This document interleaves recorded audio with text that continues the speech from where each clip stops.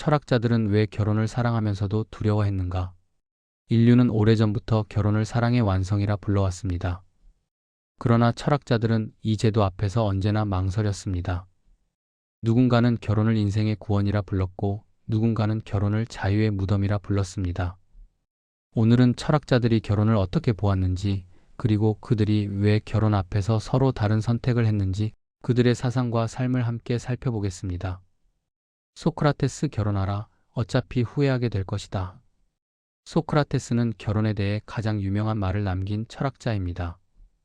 결혼하라. 좋은 아내를 얻으면 행복해질 것이고 나쁜 아내를 얻으면 철학자가 될 것이다. 이 말은 농담처럼 들립니다. 하지만 그 안에는 소크라테스의 깊은 인간 이해가 담겨 있습니다. 그는 인간을 불완전한 존재로 보았습니다.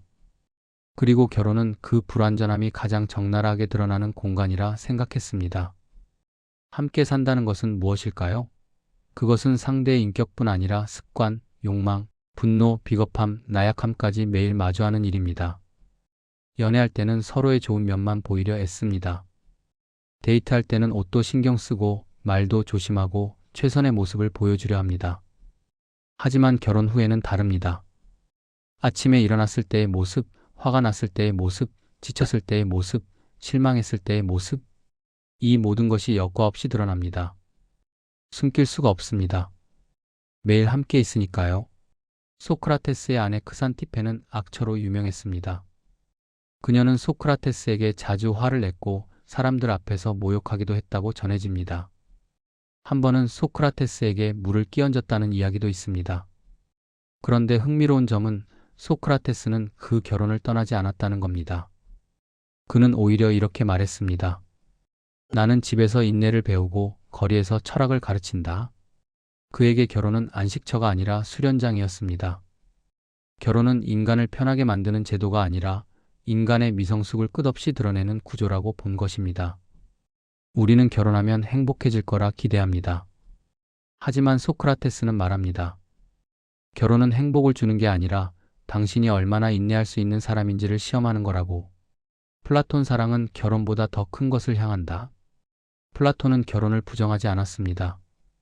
그러나 그는 사랑의 목표를 결혼에 두지 않았습니다. 플라톤의 향연에서 사랑은 이렇게 정의됩니다. 사랑은 아름다운 육체에서 시작하지만 결국 아름다움 그 자체, 즉 진리로 나아가야 한다고 말입니다. 처음에 우리는 누군가의 외모에 끌립니다.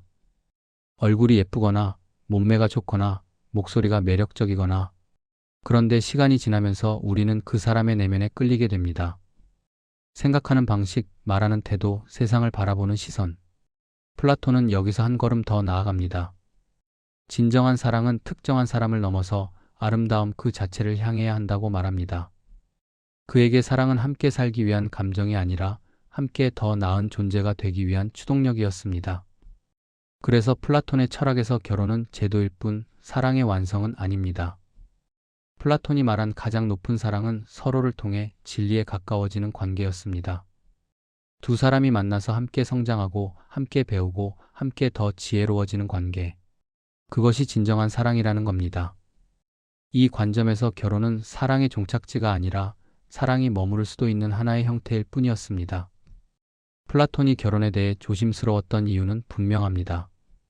그는 감정이 삶의 목적이 되는 순간 인간은 쉽게 진리에서 멀어진다고 보았습니다.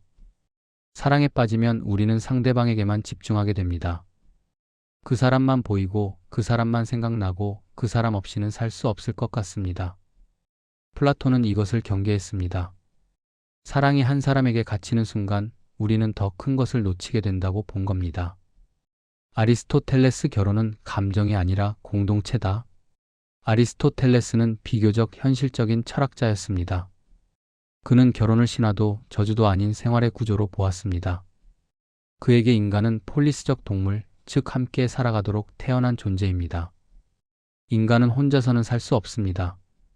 우리는 태어날 때부터 누군가의 도움이 필요하고 살아가면서도 계속 다른 사람들과 관계를 맺으며 살아갑니다. 결혼은 그 공동체의 가장 작은 단위입니다. 아리스토텔레스는 말합니다. 좋은 결혼이란 열정이 아니라 덕의 협력이다. 함께 삶을 유지하고 함께 성품을 다듬고 함께 인간다움을 훈련하는 관계. 그것이 좋은 결혼이라는 겁니다. 우리는 결혼할 때 사랑이 가장 중요하다고 생각합니다. 물론 사랑은 중요합니다. 하지만 아리스토텔레스는 사랑보다 성격의 조화를 중요하게 보았습니다. 왜냐하면 감정은 변하지만 성품은 오래 남기 때문입니다. 처음에는 서로가 너무 좋아서 결혼합니다. 하지만 시간이 지나면 그 감정은 조금씩 식어갑니다. 이건 자연스러운 일입니다. 문제는 감정이 식었을 때입니다. 그때도 함께 살아갈 수 있는 이유가 있어야 합니다. 아리스토텔레스는 그것이 성품의 조화라고 본 겁니다.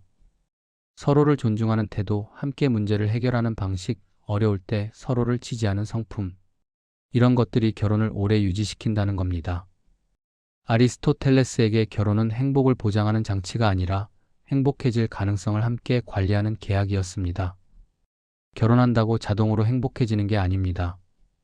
두 사람이 함께 노력해야 행복해질 수 있다는 거죠. 쇼펜하우어 결혼은 종의 함정이다. 쇼펜하우어는 결혼에 대해 가장 비관적인 철학자 중 한 명입니다. 그는 인간의 사랑을 종이 개인을 속이는 장치라고 불렀습니다. 무슨 말일까요? 우리는 사랑한다고 느낍니다. 이 사람이 내 운명이라고 생각합니다. 이 사람 없이는 살 수 없을 것 같습니다. 하지만 쇼펜하우어는 말합니다. 그건 당신의 의지가 아니라 생명의 의지라고. 생명은 계속되기를 원합니다. 종은 번식하기를 원합니다. 그래서 인간에게 사랑이라는 감정을 심어 놓은 겁니다. 사랑에 빠지게 만들어서 결혼하게 만들고 아이를 낳게 만드는 거죠. 개인은 사랑한다고 느끼지만 실제로는 생식과 유지를 원하는 생명의 의지가 인간을 조종하고 있다는 것입니다. 그래서 그는 결혼을 낭만이 아닌 생물학의 전략으로 보았습니다. 쇼펜하우어는 이렇게 말합니다. 결혼은 짧은 환상과 긴 후회를 교환하는 계약이다. 사랑에 빠져 있을 때는 모든 게 아름답습니다. 상대방의 모든 것이 완벽해 보입니다. 함께 있으면 세상을 다 가진 것 같습니다. 하지만 그 환상은 오래가지 않습니다. 결혼하고 나면 현실이 보이기 시작합니다. 상대방의 단점이 보이고 생활의 어려움이 보이고 책임의 무게가 느껴집니다. 그리고 우리는 후회하기 시작합니다. 왜 결혼했을까? 이 사람과 평생을 함께 살아야 한다니. 쇼펜하우어는 평생 결혼하지 않았습니다. 그는 결혼이 인간을 안정시키는 것이 아니라 욕망과 책임을 증폭시키는 구조라고 믿었습니다. 결혼하면 안정될 거라고 생각합니다. 하지만 쇼펜하우어는 정반대라고 말합니다. 결혼하면 오히려 욕망이 커진다고요. 더 좋은 집이 필요하고 더 많은 돈이 필요하고 아이가 생기면 또 더 많은 것이 필요합니다. 그에게 결혼은 외로움을 해결하는 제도가 아니라 새로운 고통을 체계화하는 제도였습니다. 키르케고르 결혼을 사랑했기에 나는 결혼하지 않았다. 키르케고르의 이야기는 가슴 아픕니다. 그는 약혼을 했습니다. 레기네 올센이라는 여성과 사랑에 빠졌고 청혼했고 그녀는 받아들였습니다. 그런데 키르케고르는 스스로 그 약혼을 파기했습니다. 왜 그랬을까요? 그는 레기네를 사랑하지 않았던 걸까요? 아닙니다. 그는 레기네를 진심으로 사랑했습니다. 그리고 평생 그 선택을 끌어안고 살았습니다. 키르케고르는 이렇게 말합니다. 나는 그녀를 불행하게 만들 인간이다. 그는 자신을 너무 잘 알았습니다. 자신이 얼마나 불안한 사람인지, 얼마나 우울한 사람인지, 얼마나 복잡한 내면을 가진 사람인지 알았습니다. 그리고 그는 결혼이 요구하는 역할, 책임, 반복이 자신의 내면적 소명을 파괴할 것이라 느꼈습니다. 결혼하면 좋은 남편이 되어야 합니다. 안정적이어야 하고 책임감 있어야 하고 매일 일정한 생활을 해야 합니다. 하지만 키르케고르는 그런 삶을 살 수 없는 사람이었습니다. 그는 끊임없이 사색하고 끊임없이 방황하고 끊임없이 자기 자신과 싸우는 사람이었습니다. 그에게 결혼은 안정이었고 동시에 자기 부정이었습니다. 결혼하면 안정될 수 있겠지만 그건 자기 자신을 버리는 일이라고 느꼈던 겁니다. 키르케고르는 결혼을 부정하지 않았습니다. 오히려 신성하게 보았습니다. 그래서 더 두려워했습니다. 결혼이 가벼운 선택이 아니기에 자신이 감당할 수 없는 길이라 판단했기에 그는 떠났습니다. 키르케고르에게 결혼은 사랑의 결과가 아니라 존재 전체를 걸어야 하는 결단이었습니다. 그리고 그는 자신이 그 결단을 감당할 수 없다는 걸 알았습니다. 그래서 사랑하는 사람을 떠나보냈습니다. 니체 결혼은 서로를 넘어설 수 있는가의 문제다. 니체는 결혼을 반대하지 않았습니다. 그러나 그는 결혼의 기준을 잔인할 만큼 높게 설정했습니다. 그는 말합니다. 좋은 결혼이란 서로가 서로의 운명이 되는 것이다. 무슨 뜻일까요? 니체에게 사랑은 안식이 아니라 상승이었습니다. 결혼이 인간을 편안하게 만들기만 한다면 그것은 타락이라고 보았습니다. 우리는 결혼하면 편해지길 원합니다. 혼자 사는 것보다 둘이 사는 게 더 편하고 외롭지 않고 안정적이길 바랍니다. 하지만 니체는 이것을 경계합니다. 니체는 질문합니다. 이 관계는 나를 더 강하게 만드는가? 이 관계는 나를 더 정직하게 만드는가? 이 관계는 나를 넘어서는 존재로 밀어붙이는가? 만약 그렇지 않다면 그 결혼은 단지 두 사람의 외로움이 합쳐진 구조일 뿐이라고 말합니다. 두 사람이 함께 있지만 서로를 성장시키지 못하고 서로에게 안주하고 서로를 타락시킨다면 그건 진정한 결혼이 아니라는 겁니다. 니체가 생각하는 좋은 결혼은 이런 겁니다. 서로가 서로를 자극하고 서로가 서로에게 도전하고 서로가 서로를 넘어서게 만드는 관계. 편안한 관계가 아니라 날카로운 관계. 안주하는 관계가 아니라 끊임없이 진화하는 관계. 니체는 결혼하지 않았습니다. 그러나 그는 결혼을 경멸한 것이 아니라 위험할 만큼 숭고하게 보았습니다. 대부분의 결혼은 그의 기준을 충족시키지 못했기 때문에 그는 결혼하지 않기로 선택한 것입니다. 사르트르와 보부아르 결혼하지 않고 평생 함께 살다. 20세기 철학자 사르트르와 보부아르는 결혼하지 않은 가장 유명한 커플입니다. 그들은 계약서를 썼습니다. 서로를 필연적 사랑이라 부르고 다른 관계들은 우연적 사랑이라 불렀습니다. 무슨 뜻일까요? 그들은 서로가 인생에서 가장 중요한 존재라는 걸 인정했습니다. 하지만 동시에 다른 사람들과도 관계를 맺을 수 있다고 약속했습니다. 그리고 가장 중요한 건 결혼이라는 제도는 거부했다는 겁니다. 그들은 결혼이라는 제도를 거부했지만 동반자 관계는 평생 유지했습니다. 그들은 50년 넘게 함께했습니다. 편지를 주고받고 서로의 작품을 읽어주고 서로의 생각을 나누었습니다. 그들이 결혼하지 않은 이유는 단순합니다. 결혼이 자유를 구조화한다고 보았기 때문입니다. 결혼하면 우리는 역할을 부여받습니다. 남편, 아내, 며느리, 사위. 이런 역할들이 우리를 정의하기 시작합니다. 그리고 우리는 그 역할에 맞춰 살아가게 됩니다. 사르트르와 보부아르는 이것을 거부했습니다. 그들은 사랑이 제도가 되는 순간 그것은 선택이 아니라 의무로 변한다고 생각했습니다. 그들에게 중요한 것은 함께 사는가가 아니라 매일 다시 선택하는가였습니다. 오늘도 당신과 함께하기로 선택합니다. 내일도 당신과 함께하기로 선택합니다. 이런 식으로 매일 새롭게 관계를 확인하는 것, 그것이 진정한 사랑이라고 본 겁니다. 철학자들이 결혼을 두려워한 진짜 이유. 철학자들이 결혼 앞에서 머뭇거린 이유는 사랑을 몰라서가 아닙니다. 오히려 그 반대입니다. 그들은 너무 잘 알았기 때문에 두려워했습니다. 인간은 변합니다. 지금은 사랑하지만 1년 후에는 어떨지 모릅니다. 5년 후에는 어떨지 모릅니다. 10년 후에는 완전히 다른 사람이 되어 있을 수도 있습니다. 욕망은 식습니다. 처음에는 상대방만 보여도 가슴이 뛰지만 시간이 지나면 그 설렘은 사라집니다. 익숙해지고 지루해지고 때로는 짜증이 나기도 합니다. 관계는 권력이 됩니다. 사랑으로 시작했지만 어느새 누가 더 많이 양보하는지, 누가 더 많이 참는지, 누가 더 많이 희생하는지 따지게 됩니다.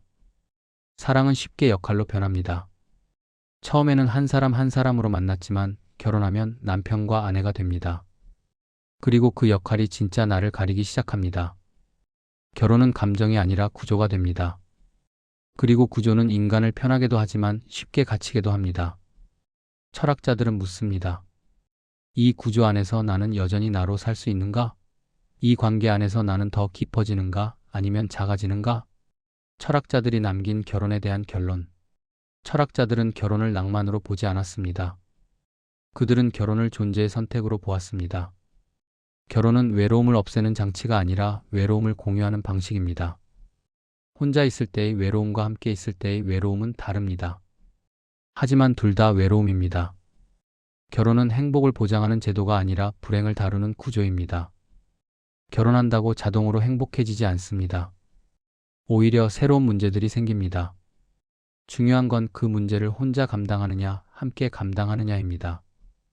결혼은 사랑의 끝이 아니라 사랑이 시험대에 오르는 공간입니다. 사랑은 결혼으로 완성되지 않습니다. 오히려 결혼은 사랑의 시작입니다. 진짜 사랑은 결혼 이후에 증명됩니다. 그래서 철학자들은 말합니다. 결혼을 묻기 전에 사랑을 묻지 말고 자기 자신을 먼저 물으라고. 나는 관계 속에서 사라지는 인간인가? 깊어지는 인간인가? 상대방에게 맞춰 살다가 나를 잃어버리는 사람인가? 아니면 관계 속에서 더 진실한 나를 발견하는 사람인가?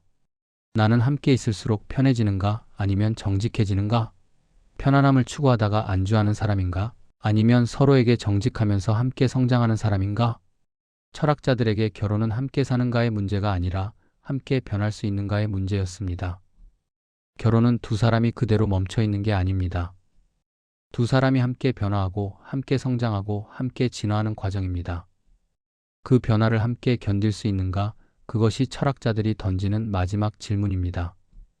여기까지 철학자들과 결혼에 대한 명언소리였습니다. 구독과 좋아요는 명언소리 채널 운영에 정말 큰 힘이 됩니다. 감사합니다.